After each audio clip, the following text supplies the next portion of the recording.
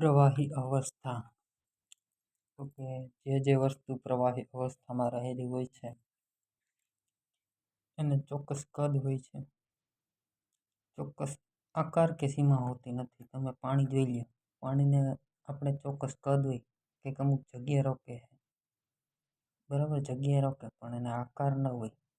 તમે એને ગ્લાસમાં નાખો તો ગ્લાસનો આકાર ધારણ કરે, બાઉલમાં નાખો તો બાઉલનો આકાર ધારણ કરે, અને એની સીમા હોતી નથી, ચોક્કસ આકાર કે સીમા હોતી નથી પ્રવાહી અવસ્થાની. એના પછી છે વહનશીલતાનો ગુણધર્મ. પાણી વહેવાનો ગુણધર્મ ધરાવે. તમે એક ફ્લોર ઉપર આપણે જમીન હોય એના ઉપર પાણીનો ગ્લાસ ઢોરો તો પાણી ફેલાઈ જાય, વહેવા માંડે. તો એ વહનશીલતાનો ગુણધર્મ. પાણી સંકોચનનો ગુણધર્મ ધરાવે છે. એક થેલીમાં પાણી ભરી અને પછી એને દબાવવાની ટ્રાય કરશો, થેલી દબાય. કારણ તો કે પાણી એ પ્રવાહી છે, સંકોચનનો ગુણ ધરાવે. પ્રસરણનો ગુણ ધરાવે, એટલે બીજી વસ્તુ બીજા દ્રવ્યો હોય એ પ્રવાહીમાં ઓગળી જાય, ઓગળી શકે. આપણે ખાંડમાં મીઠું નાખીએ તો એ ઓગળી જાય, તો એનો મતલબ એ પ્રસરણ થયું.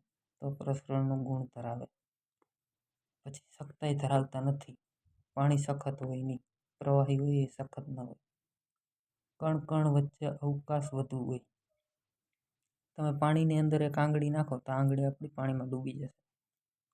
તો એનું કારણ પાણીના કણો વચ્ચે અવકાશ હોય વધારે, તો એ આપણને જગ્યા આપે અને આપણે આંગળી અંદર વહી જાય. પથ્થરમાં આપણે આ બુક છે એમાં આંગળી આમ અંદર નાખવાની ટ્રાય કરું તો અંદર નહીં જાય, કારણ એમાં વધુ અવકાશ નથી. તો સમજાઈ ગયું, કણકણ વચ્ચે વધુ અવકાશ હોય પ્રવાહીને.